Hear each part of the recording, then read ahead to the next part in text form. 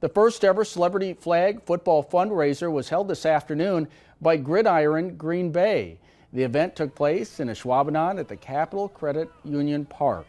Organizers say the money raised will be split among the league, athletes, and charities picked by participating celebrities. Some of the familiar faces on hand included former Packers great Ahman Green and Milwaukee woodcarver Ike Winter. Players also showed up with puppies from the Wisconsin Humane Society. A representative with the organization says they rely on individual donors to help keep the lights on and get these pets a home.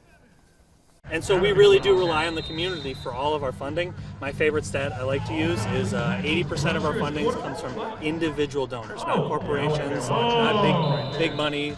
It's individual donors, just like people who come out to these kinds of events.